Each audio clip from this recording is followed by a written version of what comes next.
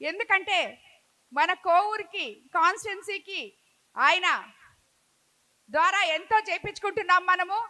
కాబట్టి ముఖ్య అతిథిగా కూడా ఈరోజు పిలవడం జరిగింది. అదేవిధంగా త్వరలో బీపీఆర్ నేత్ర అని ఆయన ప్రారంభించబోతున్నారు. అది మన కోవూరు కాన్స్టిట్యున్సీలోనే మొదలు పెట్టబోతున్నాం.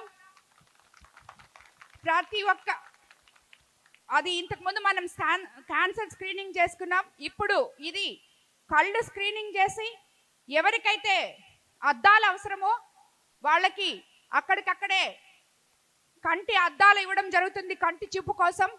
దీనివల్ల ఎంతో మంది వృద్ధులు బాగుంటారు. ఆల్రెడీ ఆయన మన కాన్స్టిట్యున్సీలో ఉన్న ఎవరికైతే దివ్యాంగులు ఉన్నారో, ఎవరైతే నడవలేరో వాళ్ళందరికీ కూడా ట్రైసైకిల్స్ ఇవ్వడం జరిగింది. ఇప్పుడు ఇది రెండో ప్రోగ్రాం.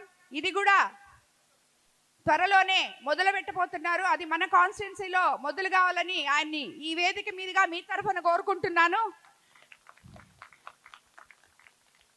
కాబట్టి మీకందరికీ తెలుసు, మన ముఖ్యమంత్రి చంద్రబాబు నాయుడు గారు అధికారంలోకి వచ్చిన తర్వాత మనం ఎంతో నిర్భయంగా సంతోషంగా మనకి ఇచ్చిన